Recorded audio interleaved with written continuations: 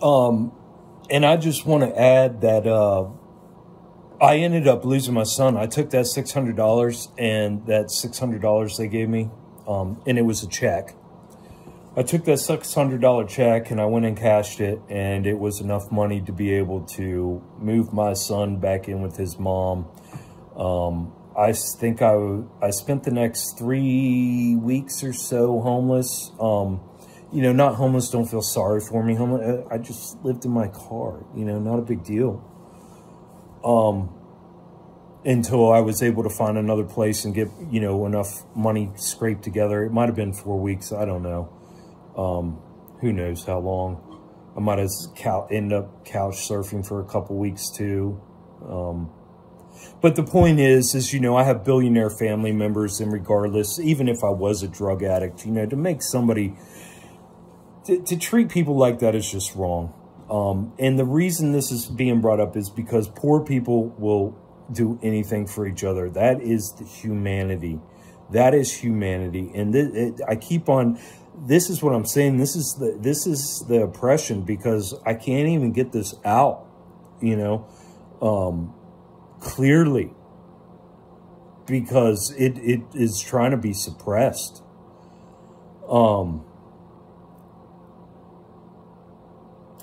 But it comes back to that Bible verse, you know, easier for a camel to fit through the eye of a needle, because these people are so attached to their possessions. I mean, could you imagine just like having every fucking thing, a mansion, homes all over the place, brand new, all kinds of everything, designer clothing, millions of dollars worth of jewelry.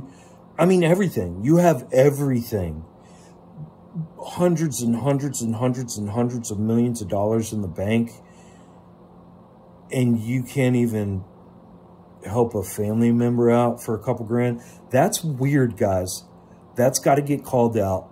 The quietness and the humbleness and the meekness and what that is control. That is control. To not be able to talk about that's control. So we're going to talk about that. And I don't want anything from them. It's too late. Like, I'm glad that this all happened and has transpired the way it has, because otherwise I would have been bought off.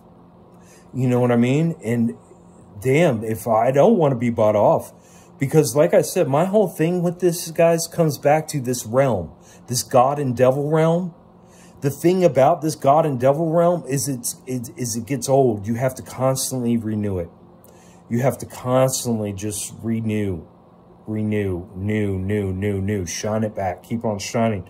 No, man, I'm done. I'm done with that. That's called the rat race. I'm done with this. I'm done with this. You know what I mean? There are no possessions on earth. I mean, you know, it's nice having, I get moved out to this farmhouse. If it comes down to it, you know, I just might lose everything. Just have the farmhouse and have a fucking horse and ride into town on a horse. You know what I mean? I'm fine with that. I am completely 100% fine with that. I need nothing. There are no material possessions. Not one. Not one that will make me happy. Not one. The only material possessions that make me happy are warm clothes for the wintertime. My sister buys me socks throughout the year. And then tools to be able to do my job, to be able to work, to keep a roof over my head. That's it. So I can't be bought, is what I'm trying to say. And so I'm the perfect person for this, because I just wondered, like, I mean, it really always amazed me, like, how my mouth just stayed closed for so long on that subject. And I always realized it was through shame and guilt. And I just couldn't believe how powerful shame, because that's the same way my mom controlled me. And I was like, man, so this shame and guilt thing, like, my family's experts at this shit, you know? Like, they're experts at that shit, man. And then that's just really weird behavior. Again, for me to have that 45-minute conversation 3 years ago with my uncle after he's been clean and sober, and explain to him as a grown man, no, my mom abused me very badly as a child. And then for him to just blow that off and be right back, you know, probably to this day, praying for me, praying for my soul that Jesus comes and saves me, praying with my mom, telling my mom, oh, how sorry he is that she had to deal with such a bad son. God only knows is what I'm saying. That's what I'm saying. Like whatever fantasy land these people are living in and world they're living in and that they've created, I don't know, because I'm so far removed from that shit, man.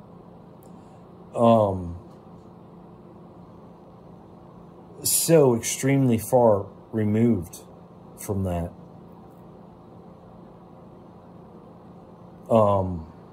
But there's something deep going on there, because I've always been written off as, like, why would they write me off as a drug addict? And, you know, none of that shit makes sense. Why would you give me $600 and send me on my way? Like, that doesn't even make sense, man. Like, unless you hate somebody, like, that's what you do to somebody you're blowing off, like someone you don't like, that you hate, you know what I mean? That's what you do. You blow them off. So, you know, that's why this shit is getting talked about. That's why it's getting out in the open.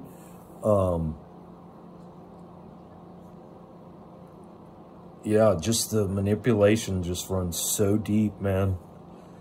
On so many different levels. So many different levels.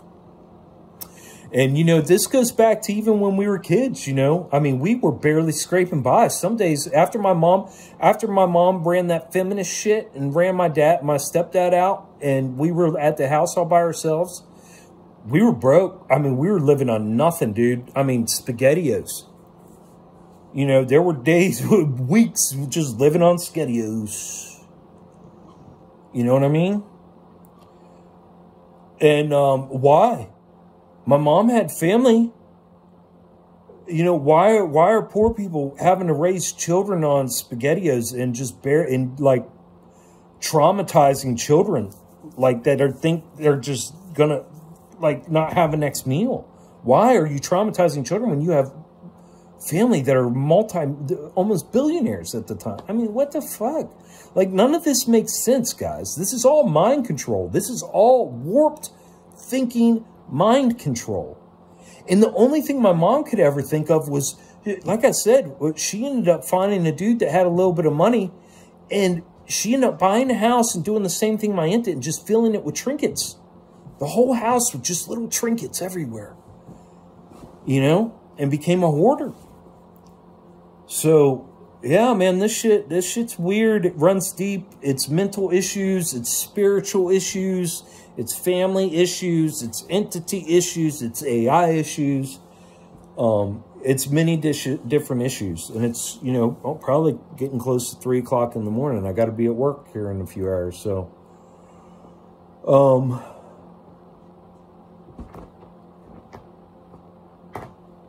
yeah.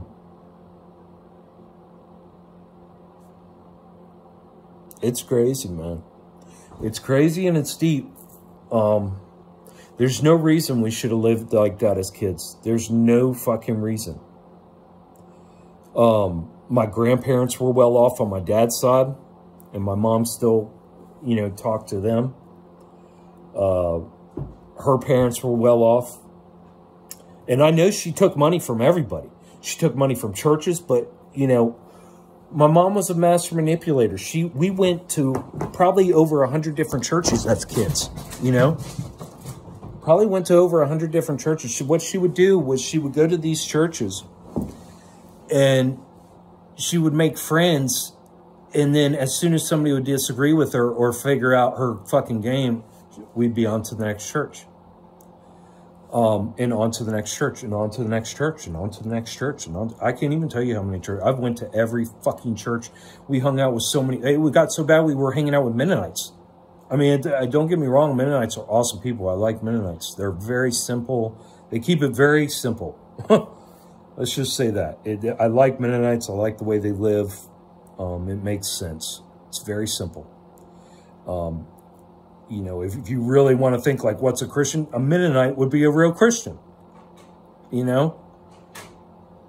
These motherfuckers run around idol. I mean, they got idols all over their house. These Christians. I mean, these are the Satanists that Jesus talks about, the money changers in the temple are all these Christians in America. They're all idol. All they do is idolize everything, you know? I don't know. I'm probably rambling. I'm just, you know, I'm on a roll here because I'm getting things out that needed to come out that have been suppressed. I mean, these are things like my hand was shaking on my last video because it wouldn't come out. That's how important these things are. This is where the healing's coming from, you know?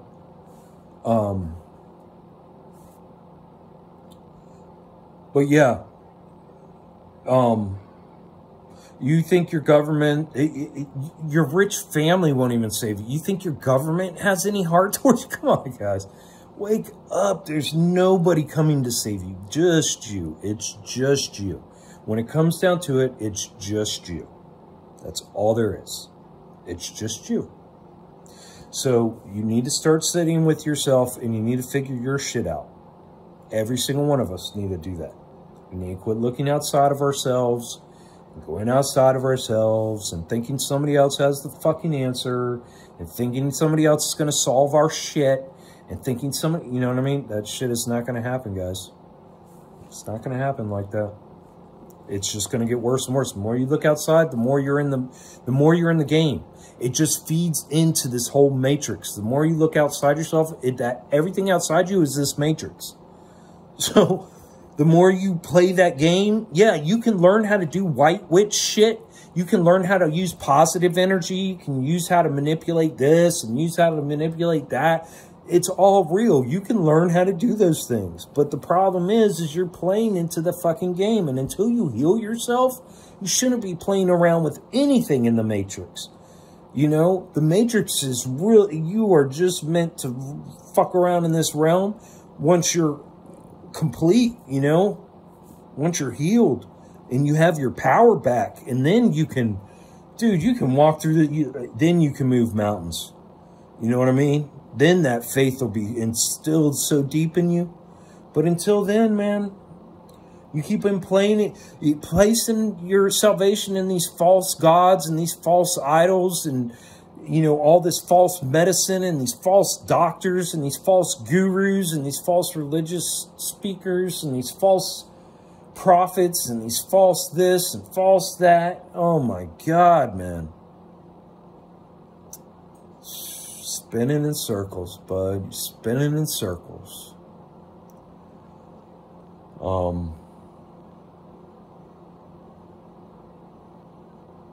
But yeah. Yeah, I'm taking my power back. And I love how, you know, like I said, Tina is just so amazingly, I mean, what those ladies are doing is exactly what I'm doing. They're refusing to stop. They're calling it for what it is, and they're researching. They're going even deeper, you know, and they're doing it all off of faith and trust and healing themselves and sharing it and moving along and willing to change. You know, you have to change your position in your mind as you heal and you move, you know, because we're constantly coming from a perspective that guarantees our survival. If I was to come from like a whole soul perspective right now and see myself as dirty as I am, I would probably just crumble and die, you know? So you have to, like, your ego has to go along with your healing, you know? It's all got to come at the same time. That's why it's like an onion layer, I guess, you know? But mad respect and much appreciation to them for putting their shit out there and being so honest. And, you know, I think there's more and more of us that are doing that and being called to do that and taking it up because, you know, we've just had enough and there's nowhere else to go. Like I said, I mean, for me, it's either healing or death. There's no in between and there's no middle ground. Like, until I'm not stopping. Every day of my life is healing for me from here on out. That's it. That's it. I have no other goals. There is no other goal. I have nothing I want to accomplish. And I don't want to invent anything. I don't want to fucking cure cancer. I don't want to do any of this shit. I don't want anything to do with this. I want to heal. That's it. Once I heal, that's fine. I can come up, you know, if I got a little goal here or there, that's fine. But my goal is to heal. I want to heal. And I want to share my healing. Because sharing my healing is helping me heal. It feels like it's part of my healing. What would I do if we didn't have internet? I would talk to the wall. I would talk to myself. I would talk to my neighbor. You know, that's what we used to do back then. Half this shit wouldn't even be a problem probably if we didn't have all this fucking technology. Back then, you used to talk to your neighbors. You used to talk to your friends. You used to have, you know, anyways. Even then, it was still bad. I mean, you know, and it all comes from that fear, that whole group think of not being able, oh, you can't talk about abuse. You can't talk about, you know, your brain is fucked up. Oh, you can't talk. And, oh, one thing I want to rehash, and then I'm going to get off here, is, you know, again, I believe 100% that we are beautiful, pure souls born into an extremely toxic, trauma-filled environment, immediately beaten into cookie-cutter citizens and put on the program. That is what I believe. So what I'm doing is I'm trying to get all the way back. I'm taking myself all the way back in my healing to when I was born, possibly even before then, lifetimes before. I'm sure this programming was slowly put in place over lifetimes. It would make even more sense when you really are honest about it. So yeah, I'm taking this healing all the way back as far as it needs to go. And it makes perfect sense. And I'm refusing to gaslight myself anymore. I'm refusing to go off what anybody else thinks. I'm refusing, you know, any of that. I'm refusing any contracts. I'm refusing any fucking agreements. I'm refusing anything. It's over. All of that's over. All of it's null and void. It's done.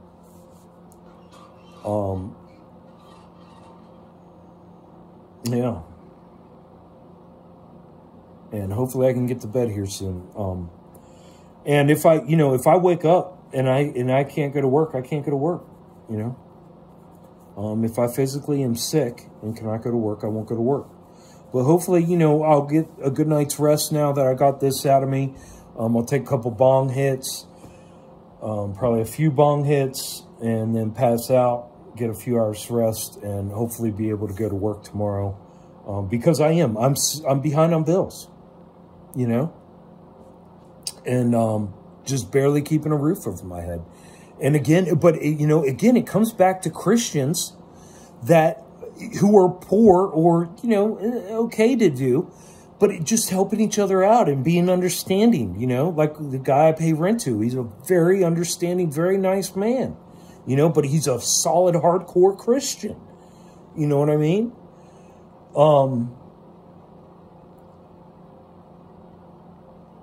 But that man, I've watched him help out so many poor people in my life, you know, and he is not somebody who talks about helping the poor out.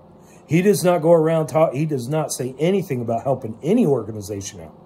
But goddamn, if I haven't seen him watch that man help a lot of poor people out in my life, including me. So I don't have anything because, you know, we're all in this together is what I'm trying to say. I'm just trying to say, please don't, if you are a Christian, please don't judge me and think and hate me because I hate your Jesus. You know what I mean? As a person, as a soul, I love you as a beautiful, pure soul. You know what I mean? But if you're putting your Jesus in between us, that's a fucking problem with me. I don't want anything to do with you. I can't talk to you. If you're going to put your Jesus up in between me and you, that is a no-go for me. That is a no-go. I talk soul to soul. I talk person to person. I do not go through an intermediary to talk to somebody. That is not what I've ever done. I will not do that.